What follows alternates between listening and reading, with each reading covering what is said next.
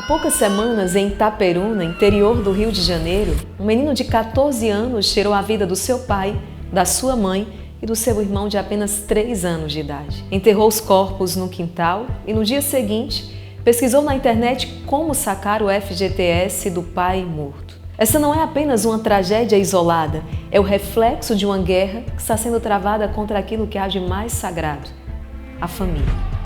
Eu sou a irmã Maria Raquel do Instituto Hesed e se você chegou até aqui é porque você entende que não há mais tempo a perder quando o que está em risco é o que você possui de mais valioso. Certamente, ao ouvir notícias como essas, você deve se perguntar: por que casos como esse estão se multiplicando? Por que uma geração inteira está se voltando contra as suas próprias famílias? A resposta está numa guerra invisível que começou no momento exato em que o Brasil esqueceu a sua vocação profética. E hoje você vai descobrir não apenas porque nossa nação foi escolhida por Deus, mas porque as forças das trevas investem tanto para destruir. Mas, antes que você pense que nós estamos perdendo esta guerra, deixe-me contar uma história que poucos brasileiros conhecem. Uma história que vai explicar por que o inimigo tem tanto medo do que pode acontecer neste país. O Brasil não é apenas mais um território, é uma nação que nasceu com um propósito, uma missão clara que pode estar sendo ameaçada.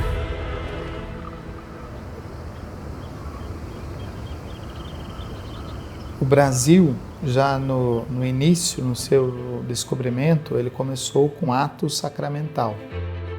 Cabral, ao chegar ao Brasil, ele poderia ter feito, como era costume na época, uma cerimônia de posse do território, em nome de Sua Majestade El Rei de Portugal, Dom Manuel I. Mas não. Cabral mandou armar um altar, colocou sobre ele a imagem de Nossa Senhora da Esperança. Neste altar foi rezada a primeira missa e Cabral deu uma ordem de que a primeira autoridade a ser saudada no Brasil fosse Jesus na Eucaristia. O Brasil não nasceu de um ato político, mas nasceu a partir de um ato de adoração.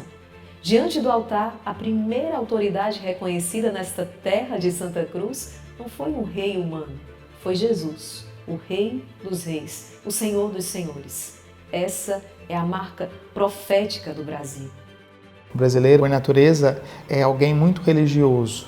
E a igreja, ela viu no Brasil uma fonte de renovação, porque enquanto a igreja rachava na Europa, ela crescia e o evangelho se dilatava no Brasil e na América. E não é exagero dizer que o Brasil cresceu à sombra da cruz, diante do altar e com os olhos fixos em Nossa Senhora. Agora você começa a entender por que o inimigo odeia tanto esta nação. Enquanto o mundo rejeitava a Deus, o Brasil acolhia. Quando a Europa se dividia, o Brasil se unificava na fé. E é exatamente isso que nós continuamos a testemunhar hoje. A presença concreta de pessoas rezando.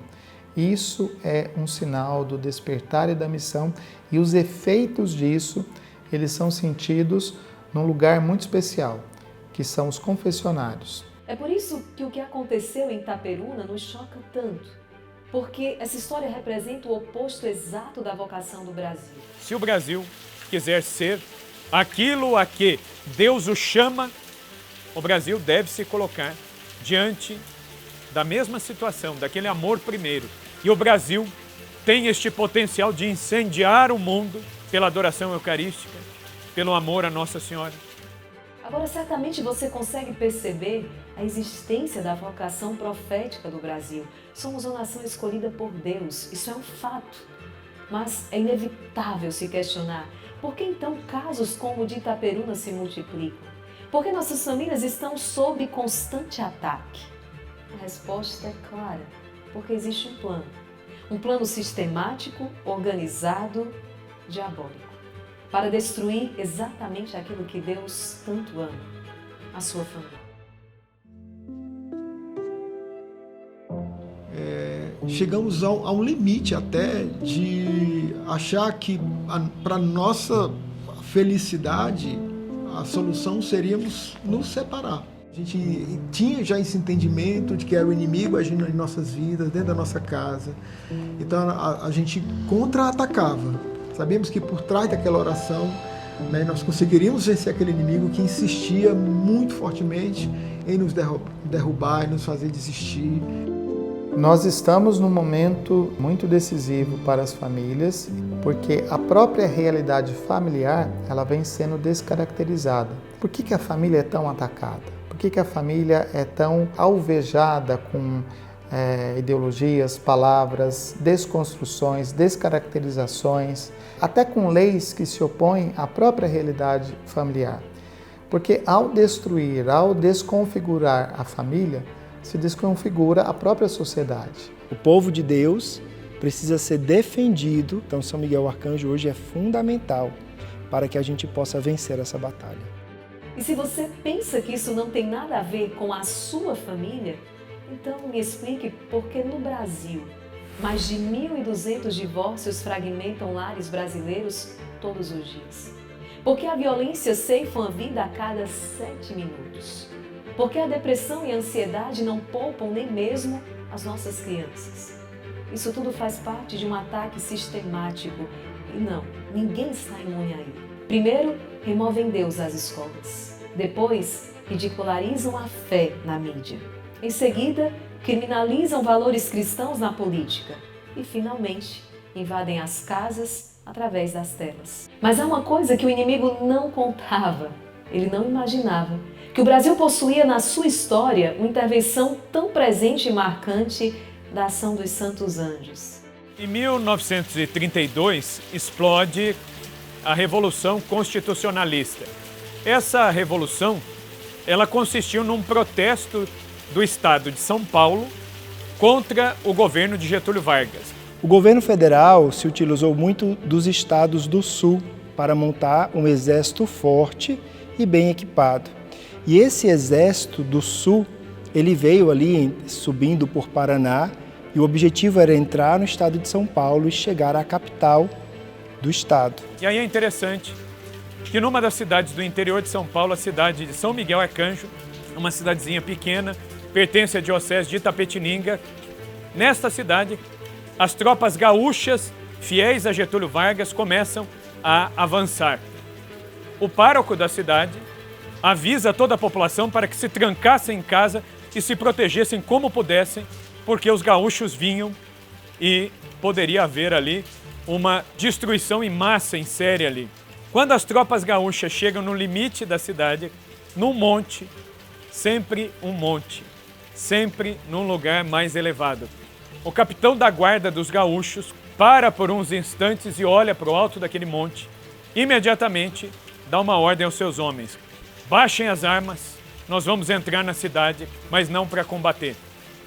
Nós vamos parar a batalha agora. Quando eles entram aqui na cidade de São Miguel Arcanjo, pedem para o padre abrir a igreja, que não era essa atual basílica, era uma igreja menor, mas que ficava dentro desse território. E ao entrar na igreja e ver a imagem de São Miguel Arcanjo, ele diz, foi esse homem quem avisou do fim da guerra. Isso tem um documento que no dia 29 de setembro, dia de São Miguel Arcanjo, a gente está antes do Concílio Vaticano II, a data era especificamente o dia de São Miguel Arcanjo, o Exército do Sul emite um documento proclamando o cessar-fogo, um documento de armistício. Então, ali, todo tipo de ação que envolvesse um combate foi cessado. Ali, a paz começou a acontecer. O que aconteceu em 1932 não foi coincidência. Foi resultado de uma dupla consagração que havia acontecido um ano antes, em 1931. Uma consagração que explica por que os anjos trabalham a favor do Brasil. Poucos sabem o significado mais profundo dessa estátua do Cristo Redentor. O Brasil foi consagrado oficialmente ao coração de Jesus no ato da inauguração do Cristo Redentor. Então, quando um brasileiro olha para a imagem do Cristo Redentor, ele deve se lembrar, o Brasil foi entregue, é pertença do coração sagrado de Jesus oficialmente. E também nós sabemos que no dia 31 de maio, o Brasil também foi consagrado à Virgem Maria, Nossa Senhora Aparecida, Imaculada Conceição Aparecida. O Papa Pio XI proclama Nossa Senhora Aparecida como padroeira do Brasil. Em 31, a imagem original de Aparecida é levada até o Rio de Janeiro e Getúlio Vargas se recusa a usar as insígnias presidenciais na cerimônia e disser a Getúlio: o senhor não vai usar a faixa presidencial? E ele disse: não é conveniente, os brasileiros vieram para ver a sua rainha e não o presidente da República. Na cerimônia, quando chega a imagem de Nossa Senhora Aparecida para que o Brasil fosse consagrado a ela, os bispos dão a imagem de Nossa Senhora Aparecida nas mãos de Getúlio. E Getúlio não sabia o que fazer, e aí o cardeal Leme sopra no ouvido do presidente e diz: é conveniente que o senhor beije, as pessoas estão esperando. E então os bispos conseguiram fazer um ateu beijar a imagem da padroeira do Brasil. O Brasil foi consagrado a Nossa Senhora e nós sabemos, Nossa Senhora é a rainha dos anjos. Onde Nossa Senhora está, onde Nossa Senhora governa, os anjos trabalham para ela. Os anjos, como diz a oração da Augusta Rainha, os anjos batalharão ao seu comando, às suas ordens. E nós vemos isso claramente a partir de 1931. Os anjos sempre estiveram presentes na história do Brasil. Mas em 1931, o Brasil foi dado a Nossa Senhora. Vocês percebem a cronologia divina? Em 1931, o Brasil foi consagrado ao Sagrado Coração de Jesus. Depois, a Nossa Senhora. Em 1932, São Miguel Arcanjo, por ordem da Rainha dos Anjos, manifesta a sua intervenção para trazer paz à nação. E essa história não se encerra aqui. Em 1967, foi dado o título de Generalíssima para Nossa Senhora Aparecida, que também era o momento de homenageá-la. Então, todo o exército reconhece em Nossa Senhora a Generalíssima. E quando um general vai para uma guerra, ele entrega para os seus soldados armas. E qual é a arma de Nossa Senhora? O rosário. Então, ela entregou a arma. E agora, com São Miguel, nós vamos para a batalha. É inegável perceber que a história está sendo escrita pelo céu. No ano de 2024, no Brasil, foi aprovada a lei que institui o Dia Nacional do Rosário. De igual modo, foi renovado o título de Nossa Senhora como Generalíssima do Exército Brasileiro. Agora, no ano de 2025, ela envia o seu comandante para a grande reconquista. Nós estamos vivendo o cumprimento de uma profecia bíblica. O tempo em que São Miguel se levanta para defender o povo de Deus. O profeta Daniel diz: naquele tempo levantar-se-á Miguel. Esse versículo bíblico, ele retrata muito o que nós estamos vivendo nos tempos atuais. Nesse tempo da nossa história, São Miguel Arcanjo levantou-se para fazer com que Deus seja defendido. Nós estamos percebendo os sinais da necessidade de um retorno. Lá em 67, quando foi dado o título de Generalíssima Nossa Senhora, o pedido que ela percorresse o Brasil. E ela não percorreu. Não foi feita por completa obediência. E agora nós estamos recontando essa história. E nós estamos consagrando cada estado. Quando a gente fala de ter Nossa Senhora à frente, São Miguel à frente, nesse cruzamento de peregrinar, levando essa devoção, eu creio que sim, o Brasil é sinal para o mundo todo. E aquilo que Nossa Senhora pede em suas aparições, no Brasil é lei, cumpre-se.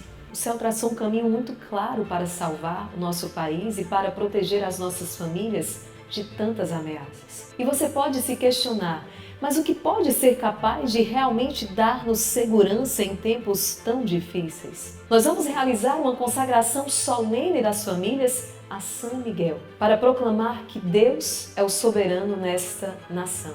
A consagração a São Miguel será, sim, um grande movimento de renovação espiritual para a glória de Deus. Estamos vivendo um momento único e profético, onde os devotos de São Miguel Arcanjo, esse grande exército de São Miguel Arcanjo, se levanta para dizer: essa nação é de Deus.